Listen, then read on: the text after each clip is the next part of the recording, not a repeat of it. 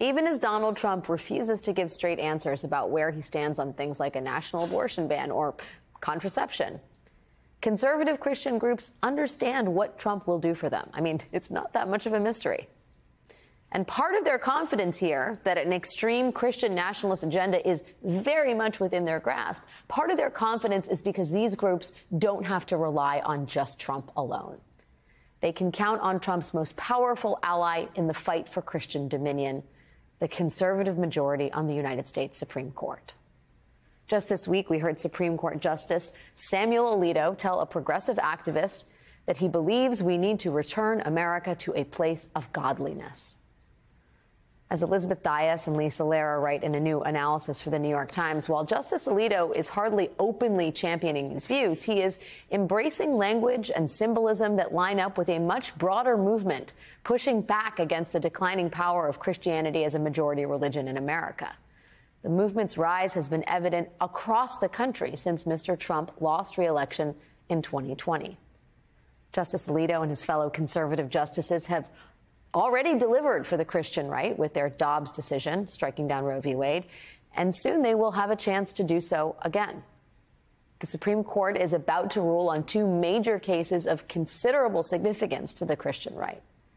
One will determine whether access to the most common form of abortion in this country is significantly restricted or not. And another will determine whether doctors in emergency rooms can deny pregnant women medically necessary abortions. How the court rules on these issues could tell us just how much power the Christian nationalist movement has gained in this country and how close they are to victory. Joining me now are Lisa Lerer, the national political correspondent for the New York Times. She is also the author of the new book, The Fall of Roe, The Rise of New America. And with me is Mark Joseph Stern, senior writer who covers the courts and law at Slate Magazine. Thank you both for joining me. Lisa, let me just start with the piece that you have out today in the Times, and where you note an array of conservatives, including anti-abortion activists, church leaders, and conservative state legislators, has openly embraced the idea that American democracy needs to be grounded in Christian values and guarded against the rise of secular culture. I mean, I don't think it's an exaggeration to suggest that that strain of conservatism now seems to dominate the Supreme Court as well. Do you think that's far off? Look, part of what we document in our book, The Fall of Roe and the Rise of a New America, is that latter part of the title, The Rise of a New America. And what that really is about is the radicalization of conservative Christians. And we've seen some of that coming out of these tapes from the court. But, I wanted to draw your viewers' attention to another story today, which was that the Southern Baptist Convention, which represents, the largest Protestant denomination in the country, 13 million churchgoers, came out and said that they oppose IVF. So this is a fairly radical statement for that group. And we're seeing this kind of return to these Christian conservative cultural values from the churches all the way up to Alito's statements at the court. So I do think what we're watching is this shift in American power. We don't know where it's going to go, but we have a bit of a template for success for this movement. And that, of course, is the fall of Roe and how that network of conservative Christian activists and lawyers were able to take down that legal precedent may be a way that they can then move on to tackle these other things that they are opposed to, like, as we learned today, IVF. Yeah, I mean, I do. When we talk about shifting the Overton window, moving the goalpost down the field, it feels like the activists on the outside, on the fringes of the far right, are in some ways signaling to the Alitos of the world, OK, this is where we're at. See if you can get here. And Mark, I wonder if you can talk a little bit about Alito's evolution here, because he wasn't always this either explicit or in some ways radicalized when he joined the court. Can you talk a little bit about his progression to where he is now? Yeah, I think a crude but accurate term to describe Alito is MAGA-pilled. During Donald Trump's rise and presidency, Alito really let his Christian nationalist flag fly and began to embrace not only the rhetoric but also the substance of this far-right Christian supremacy and this idea that Christianity is rooted in the Constitution, that we are a Christian nation, and that courts have some kind of obligation to to protect and indeed elevate Christianity above not just other religions, but above secular society. And he went on a little bit of a talking tour earlier this decade where he decried the new moral code of secularism that promoted reproductive freedom and LGBTQ equality, and said that it was an existential threat to Christianity. And all of this is reflected very much in his decisions like one a few years ago where he tried to let pharmacists deny Plan B to patients to whom it was prescribed. Not, any kind of actual abortion drug, but just Plan B. In decisions like Hobby Lobby, where he has allowed corporations to restrict employees' access to birth control under their own health plans.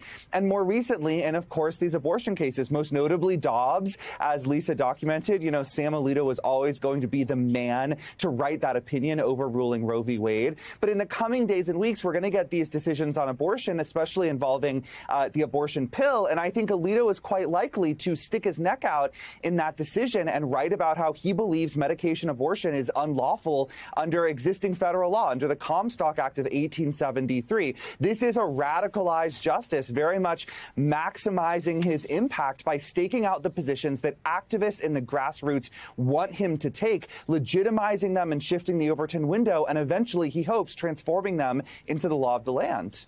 Yeah, I mean, it's quite obvious that the DNA of the Christian conservative warrior class has imprinted itself upon the Supreme Court. But Lisa, when we talk about the relationship in politics between, for example, Donald Trump and his pro-MAGA coalition and the conservative Christian warrior class, I wonder if Trumpism hasn't also imprinted itself on them. I'm just thinking about those two pieces of sound we played where Donald Trump is in a church, a big church, and the call and response is the word BS. It's a family program, so I'm not going to say the actual word. And Rudy Giuliani is calling Fani Willis, the DA down in Fulton County, one of the most vulgar things you can call a woman, with distinct racist undertones.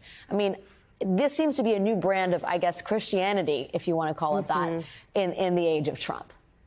Yeah, look, the church has changed politics, but politics has changed the church, too. And churches, especially conservative, evangelical, and Catholic churches, have grown so much more political. As we show in our book, The Fall of Roe, they made this deal with Donald Trump. He promised them in 2016 in Iowa, Christianity will have power, and conservative Christians jumped on the Trump train, and it ended up being a bullet train for them. They got these 3 justices on the Supreme Court, and the deal was set. And now they've been with him for 8 years, and it doesn't. For conservative Christians, they're with him. He can sort of moderate his tone on abortion, say that he wouldn't sign a 15-week federal ban, and they're still probably going to stick with him. They are fully bought in and part of this MAGA movement, and the two are operating together. Now, Donald Trump is in a different position because the politics of abortion have changed so radically, and he senses the toxicity there, right? Which is why you've seen him come out and say it should be returned to the states, that he supports exceptions to the ban for rape, incest, and life of the mother. So that dance has gotten a little bit more complicated for him politically, but there's not a sense that he's worried about losing this group that's really become a central core of his movement and his base of support. Well, yeah, and I mean, one wonders where the guardrails are in any of it, right? The Republican Party has effectively pledged fealty to everything Trump represents, Christian warrior class and all. And then on the Supreme Court, Mark, I mean, how much of a counterweight is someone like Chief Justice John Roberts or Brett Kavanaugh? I mean, does even the attempt at counterweighing happen on the Supreme Court? No, they're a very feeble counterweight when they choose to be one at all. All 3 of Trump's appointees generally vote in lockstep with what the Republican Party wants. Trump has, of course, taken over the party, so it is very much his court. And I think it's really disturbing, especially to look at some of these decisions that do involve extreme circumstances of tragic medical mishaps where women are in dire need of abortion, right? This is one of the big cases this term.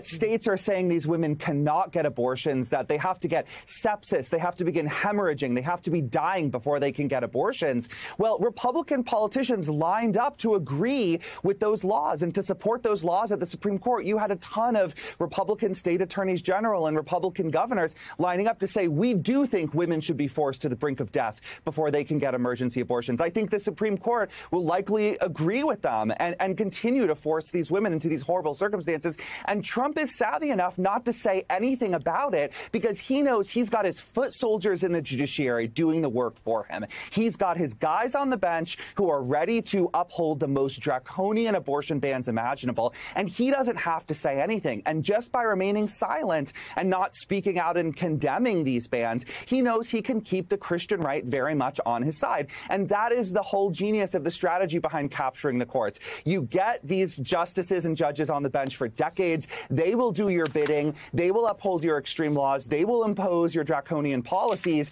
And most people, unfortunately, most voters don't draw those lines between the judges and the presidents who appointed them and the parties that those presidents belong to. And so they keep getting away with this stuff. And that is very much the story of Trumpism in the judiciary. Yeah, a story where there's no accountability. Yeah. Lisa Lerer and Mark Joseph Stern, thank you both for your time tonight.